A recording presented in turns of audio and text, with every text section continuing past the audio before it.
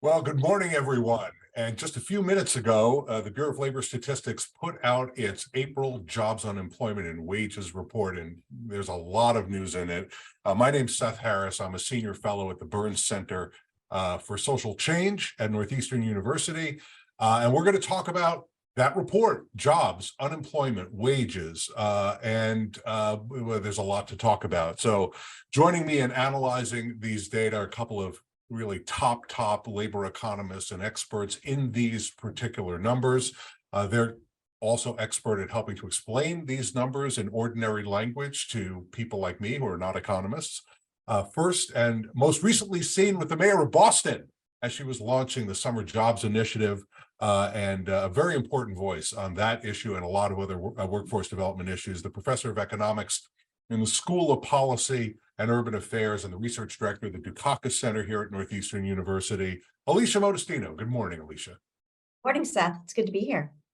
And a senior economist at the Economic Policy Institute, whose screen is filled with open tabs about wages, because she's going to try and explain what happened with wages this month to us. And a lot of great work at the Economic Policy Institute. Elise Gould. Hi, Elise. Hi, good morning. Morning. So let's get right to it.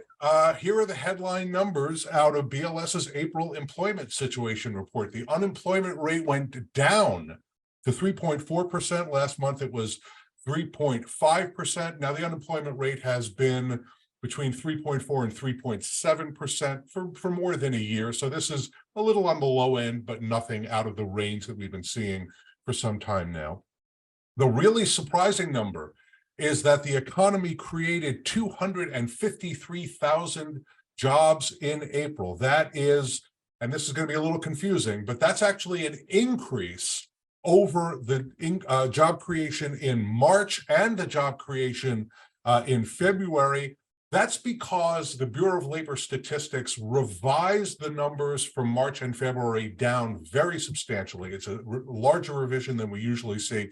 So there were 149,000 fewer jobs in February and March than we thought there were. And as a consequence of that, this month looks like a larger increase. It's actually right about in the same range as those revised numbers from the previous 2 months. It's still below the average job creation that we saw last year, which is about 401,000. The average this year is around 250,000 so far. Slower rate, but still this month surprisingly robust. This is the big number. Average hourly earnings increased by 16 cents or 0.5% from March to April. That is significantly faster than we have seen really over the last 6 months. Last month, it was 9 cents and 0.3%. Over the course of the year, workers' not inflation-adjusted wages, sometimes called by economists nominal wages, have gone up 4.4%. Now, depending upon which inflation measure you use, workers are sort of keeping up with inflation. Their wages are keeping up with inflation. One measure has inflation at 4.2%, another one has it at around 5%, but workers, as a general matter, with their wage increases, are keeping up. They're not getting ahead, but it looks like they are keeping up. So those are the headline numbers. Let's turn to our experts to help us make sense of them. Alicia, our big question, are these numbers good for workers, bad for workers, or are they a mixed bag? Well, I think it's hard to say it's bad for workers. I mean, I think we were paging through the entire report and looking for any signs of trouble. And at least for these headline numbers, it's hard to find that, right? So job growth remains strong, even if we think about a potential revision again next month. A revision down would still be, job growth growing in the right direction. The wage number is incredible. I think that's really the most eye-popping statistic of the day. And, even if there might be some slowing over the year, we know that, for example, ADP showed those who are switching jobs, now in April compared to March are not getting as much of a bump from when they switch jobs, but even still, they're getting a bump, right? And workers are still getting ahead. They're still lagging behind inflation, but that's it's still pretty strong wage growth. I think the one thing that has been giving everyone pause is looking at the JOLTS numbers that came out, and looking at That's quits the being other, down. just to help everybody, that's the other Bureau of Labor Statistics report, the Job Openings and Labor Turnover Survey. They have data back from March, and that came out earlier this week. I'm sorry, go ahead. Right. So when we look at, again, like people switching jobs and what's happening, when workers feel confident, they quit their jobs and they move on to another one. But we're seeing that those quits again have slowed down. We're seeing fewer job openings. It's still a robust labor market out there, but signs are showing just this deceleration, but still not a bad picture at all for workers who are seeking work. And again, if you're thinking about college graduates, high school graduates who are coming into this labor market, they're graduating into a pretty strong labor market and having a good start to their careers, maybe even just as strong as last year, and certainly much stronger than coming out of the pandemic. So that's good news for those workers as well. Great, thanks, Alicia. And Elise, what do you think? Is it good for workers, bad for workers, or is it a mixed bag? I think it's mostly good for workers, and taking off of what Alicia was just saying about young workers, I think that's a great population we think about right now. Many are graduating from college or high school this month and next month, and we actually see that young workers saw a huge decline in unemployment between March and April. That is now down to 6.5%. That's the lowest since 1953. So absolutely, the labor market is stronger for young people this year, better than last year, and better than before the pandemic. So those job opportunities are there, and I think that's definitely a key number to watch in graduation season. Also, Black unemployment is now at the lowest on record. So BLS has been collecting Black unemployment since 1972, and it is now the lowest. Unfortunately, it appears that that is in part due to falling labor force participation among Black workers, but I still think it is a key metric. And we also know that there is a lot of volatility there month to month in that data because of sample sizes. But I think it's still a pretty optimistic picture if that continues, and hopefully people will come back in. Overall, when we look at what's happening with people entering the labor force, that's been pretty flat over the last month. So the employment to population ratio, the share of workers that with a job, that has been pretty steady over the last month, and the labor force participation rate has been pretty steady. So I hope that people will continue to come back in. Obviously, again, there's some volatility month to month. And when I mentioned volatility, I think that the wage growth, yes, it was strong, but by some other measures, over the month, it was strong. I think by some other measures, it is still not accelerating. I think that we have been on a downward trend, and I think it remains to be seen in coming months. So I don't have a great explanation for what's happening right there, but I think that it's certainly something to watch. It is, I think, generally has been decelerating much of this year. So I expect that to continue. Yeah, so I'm going to agree enthusiastically with both of you that is good for workers. Wages are up substantially.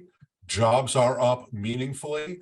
We don't see any contraction in any particular industry. We're not seeing a lot of job loss. We have some industries where there's flat job situation. We don't see growth or decline.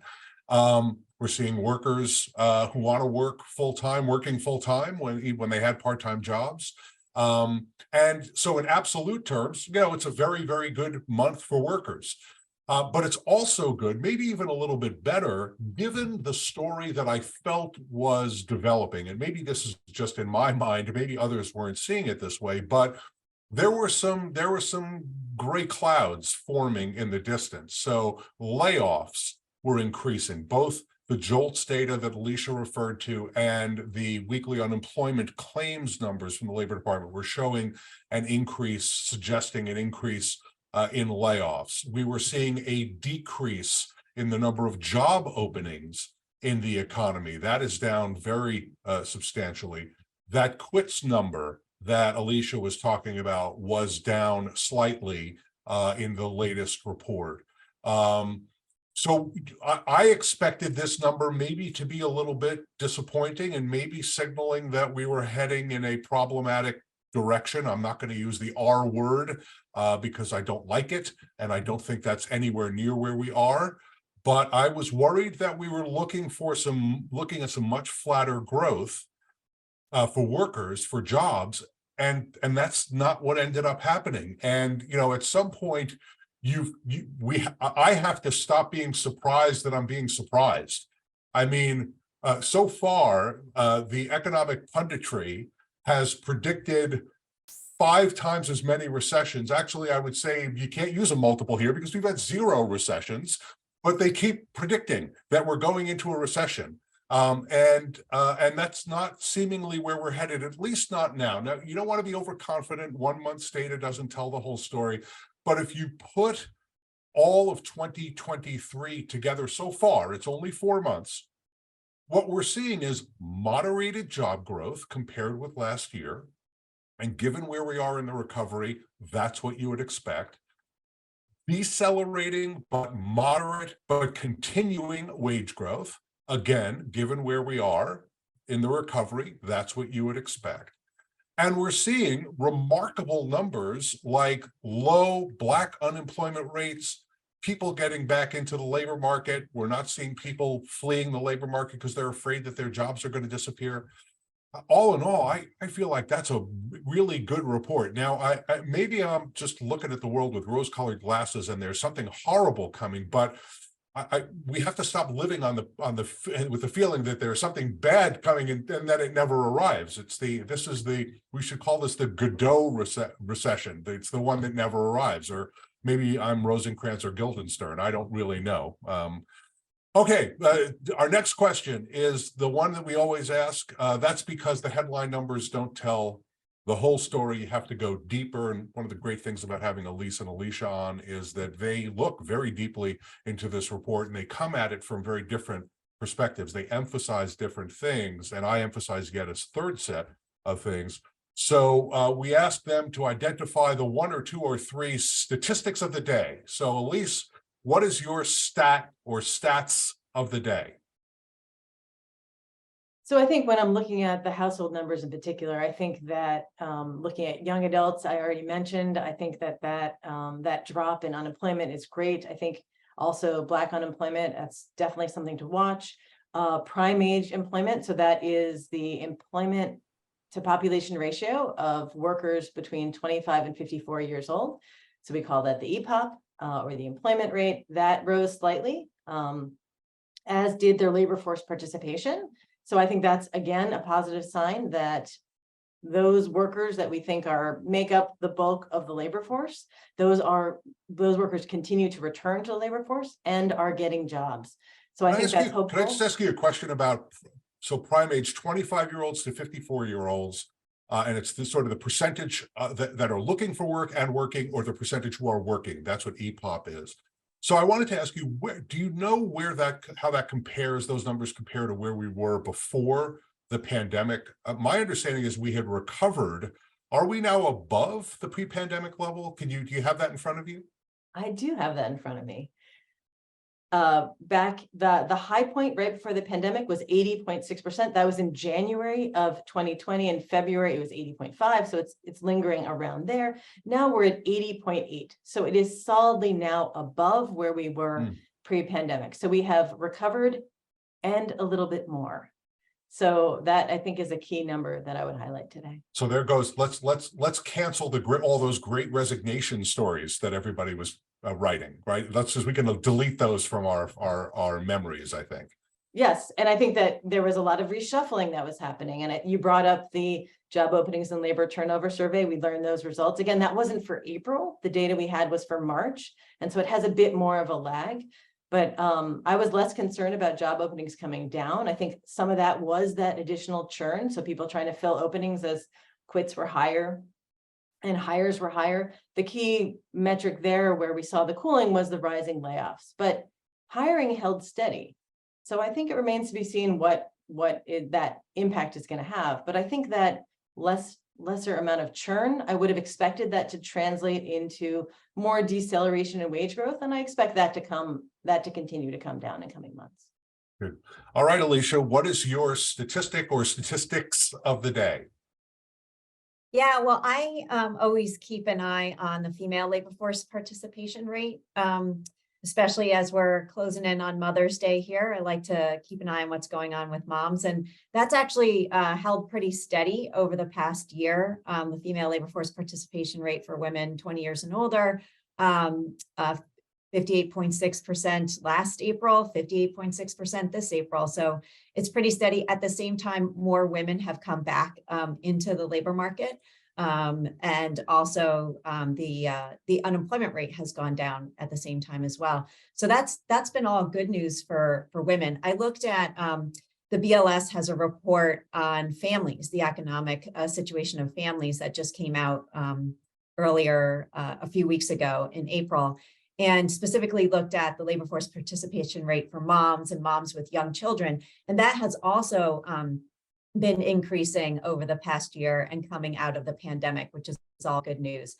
The one thing that I do start to worry about is there are a lot of news stories about the return to work and return to office accelerating again, right? So there was an initial everybody please come back to the office, got delayed a few times. But a very soft return, right, is what initially happened. Come in one day, come in 2 days. Now you're really seeing more companies saying, no, we really want you in 3 days a week. Or there's some places, right, like JP Morgan Chase or Goldman Sachs, where it's 5 days. It's, you know, back to the good old days of everybody being around the water cooler in person and not virtually. And that I do worry a little bit, might tamper some of the gains that we've had for women, especially because we have done nothing to fix the childcare issue in this country, right? So childcare is still in short supply, difficult to get, difficult to arrange, uncertain. People are still cobbling together, their plans for covering their children, whether or not they're school aged or even younger. And so, losing that flexibility, again, like what's underneath these numbers, great. People are in the labor force, they have a job, they're getting paid better, but are they able to actually square that with the other responsibilities that they have at home? Are they able to meet the needs of their families? And I think we're starting to see some erosion of that worker power in terms of the kinds of conditions that people are working in. I think work from home and that workplace flexibility seems to be one of the first things that are getting retrenched. And I do worry that that will, hinder some of those gains that maybe women with children in particular have made as they've come out of the pandemic. Yeah, so I think the care issue is or the lack of the availability of care is a tremendous issue. It is a labor supply issue, meaning a lot of women have great difficulty going back to work or working full time because women still bear the overwhelming majority of the care responsibilities in our society, both for children and for elders. But I have to say also, you mentioned Goldman Sachs and JP Morgan Chase. My guess is that it's perhaps an issue for those workers, but it's a much, much bigger issue for lower income workers. In fact, our producer Lexi and I had a conversation with a program in Boston that is trying to help low-wage women or women who are out of the labor market get into apprenticeship programs, and childcare is by far the biggest issue. It's not the only issue. There's a lot of other issues that need to be addressed. But for low-wage women, working class women who don't have a lot of flexibility, have never had flexibility, many of them essential workers who had to show up to work all through the pandemic, the unavailability of affordable childcare, safe childcare, or any childcare is a huge barrier to them getting into the labor market, earning what they need to earn, working the hours that they need to work in order to support their families. So I think that's an extremely good call out of the statistic of the day. I'll give you my two statistics of the day, and I'm a little bit of a broken record on these, but I think there was something interesting that happened this month. And they sort of they go together, I think, because they're very much about the availability of workers to take the jobs that employers say incessantly that they can't ever fill. And that is workers who work part-time involuntarily. And that number went down substantially. It went down by 200,000 about this month. And then there's the group of workers who are out of the labor market, meaning they're not actively searching for a job, but they would like to have a job. That number went up substantially. It went from 4.9 million last month, the preceding month, March, to 5.3 million in April. Now, so what story do those two statistics tell us? One is that employers are demanding more work from their part-time workers, which is an extremely good thing. Those are the workers who want the work, they are available, they have the skills, they're in the workplace. That's terrific. And those workers are better off, and employers are able to get them with very, very low search costs. They're right there. So they're easy to employ. And I've been looking at that number as employers have been saying the labor markets are too tight, they're too tight. I've been looking for that number to go down. It has not gone down in a meaningful way. This is a nice dip in that number. I'd like to see that number continue to go down. The not in the labor force and want to work number is very interesting because we did not see a large number of workers exiting the labor market, right? You would expect to see that number go up if a lot of workers had sort of given up. They had searched for jobs, they couldn't find jobs, and then they would end up to say give up, and then they want to work, but they're just out of the labor market because they're not looking anymore. So what that number might suggest, and I think we have to look at some other data in order to be able to know this, is that about 400,000 workers who had decided that they didn't want to work changed their minds. And now they do want to work. They want to get back in the labor market. They want to find jobs. Why would that be happening? Wages are going up.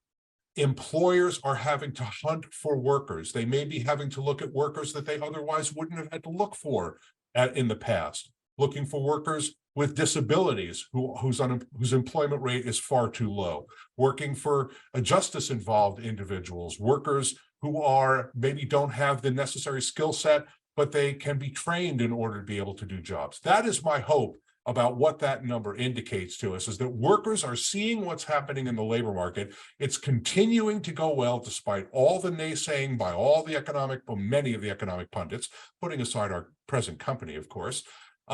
But a lot of folks are talking down the economy and saying how terrible it is. Workers know better.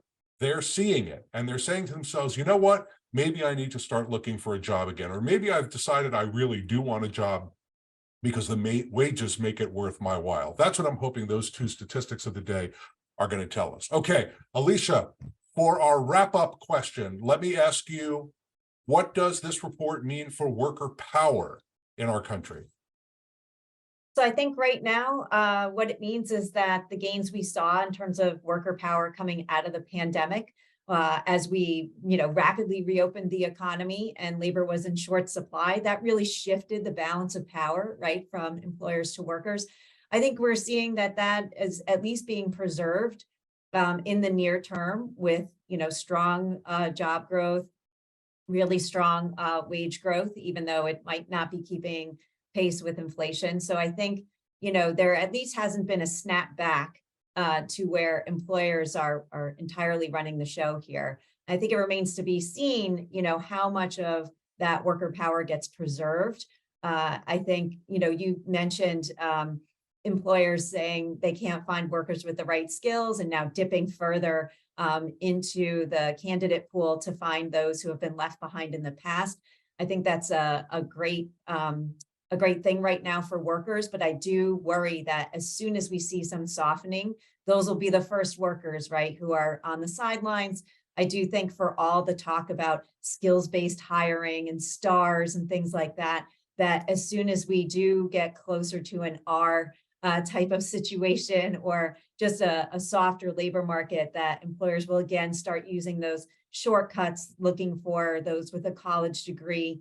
So I think there's a moment right now for us to try to cement these gains that workers have made and really try to develop some metrics like short-term certifications or apprenticeship or, those pieces, those building blocks that can really signal somebody does have those skills without relying on, this college degree as a very messy proxy for that. So I'm encouraged. I think we're preserving working power right now, but I do think that we need to be taking some steps to cement it because we know that there will come a time where the shoe will drop. So eventually economists will be right when they have their gloomy projections. All right, Elise, Economic Policy Institute, you guys have a magnifying glass on worker power in America. Tell us what you think this report means for worker power. Well, I have to agree a lot with what you both have said. I think that right now it seems that workers still have a bit more leverage than they have had historically when the unemployment rate is low as it is and as it has been, as it remains low. Their workers are a bit less scarce, or a bit more scarce, I should say. And employers might have to work a little harder to attract and retain the workers they want. And as you've mentioned, they have to look outside their networks, maybe discriminate a little less, maybe not require, as you said, Alicia, a college degree, maybe, as I said, again, discriminate less. I think that is a really key thing that happens in stronger labor markets. And again, we need to shore up labor standards to lock in the gains that many lower wage workers in particular have seen. So that looks like raising the federal minimum wage so you can lock in those gains so that when the labor market does eventually weaken, those workers can keep the gains that they have made already, and they don't then see that weakness again. Also making it easier for workers to form unions. That will keep their increase their leverage to lock in some of the gains that you can only see in a strong labor market. When the labor market weakens, workers are relatively less scarce then, and then employers hold the cards. But I think it's also very important to remember when we look at worker power to look at labor share of corporate sector income, and that has yet to recover. So profits are still quite high. Employers are actually not being pinched so much to be able to pay workers more, and they can continue to do that without necessarily causing prices to rise. So that is, I think, important to remember that when we think about overall bargaining power, labor share is still depressed in the current recovery. That last point, I think, is a very, very important one, is that, we've had a long-term decline in union density, the percentage of workers who are in unions. There's a direct relationship between that decline and the labor share of corporate revenue, meaning the percentage of the money that comes into corporations that ends up going into workers' pockets as opposed to shareholders and managers' profits, shareholders' profits and managers' pockets. And that is the ultimate measure, right? Are workers getting more of a fair share as an aggregate matter? One pathway to that being accomplished is workers' wages continuing to go up. And to the extent that workers' wages are a direct indicator of workers' leverage, as our friend Aaron Sojourner talks about, one leverage measure is worker quits compared to worker discharges and layoffs. And it's a pretty good indicator of what happens with nominal wages. That may have been broken a little bit this month, but if workers are able to demand more, either with voice in the workplace, which frankly really only happens for the highest skilled workers and workers who are in a union, or workers who are benefited from an increase in the minimum wage, as Elise was saying, or because labor markets are extremely tight, then worker power is increasing because wages are increasing and they're continuing to increase. Now, real wages are not increasing, and they're sort of around zero. They're floating around zero. And we'd like to see that go up because that makes workers' lives go better. But the ability of workers to continue to demand wage increases, mostly from changing jobs, mostly from quitting their jobs, that is an indication of meaningful worker power. But I think, Elise, your point is an extremely important one. Until workers as an aggregate in the United States, and looking at an aggregate measure, are able to demand a larger share of corporate revenue, the money that they help to produce in their workplaces with their productivity, well, then we really haven't gotten as far as we need to go. I think it's going to be very hard to change that percentage in a meaningful way without more union density, without a significant increase in union density, and that's going to take some time. I was hopeful when we saw the union members report out of the Bureau of Labor Statistics, when we saw a net increase in the number of union members in America, even though the density rate went down. That was the first increase since 2017, which is a very depressing thing to say out loud. But let's hope that that increase continues. And with the activism that we're seeing, workers around the country organizing, workers fighting hard for first contracts, repeated contracts. We've seen something of an increase in strike activity. I think it'll be interesting to see whether or not that number goes up. And so I'm going to bring the conversation to a close right there. But first, I want to thank today's guests, Alicia Modestino and Elise Gould. I also want to thank our outstanding producer, Lexi Anderson, technical producer, social media star, doing a great job. Before you go, subscribe to the Power at Work blog. That's our way of letting you know about the great content we have on this blog. Right now on the blog, there's a blogcast and podcast of the conversation I had with Tony Clark, the executive director of the Major League Baseball Players Association, about arguably one of the most important, certainly one of the largest organizing and collective bargaining successes of 2022, 2023. You'll want to watch that. There's also a blogcast and podcast of the conversation I had with former Congressman Andy Levin, a friend for a million years, one of the keenest observers and activists on labor issues in our country. It's well worth watching, I promise. It's worth your time to take a look at those. And finally, if you subscribe to the Power at Work blog, we will send you the weekly download, which is a collection of a couple of dozen of the most important, most interesting items that we found on the World Wide Web about workers, worker power, and unions. We have an EPI report in there in the most recent report that's going to it hasn't come out yet. It's going to come out, I think, today or tomorrow. And we have a lot of other terrific stuff about the Writers Guild strike and about Rutgers and about a lot of the other important labor actions that are happening around the country. So subscribe, get the weekly download, take a look at the great blogcasts we have on there. So let me thank you for watching us today, and we look forward to seeing you on the blog again very soon.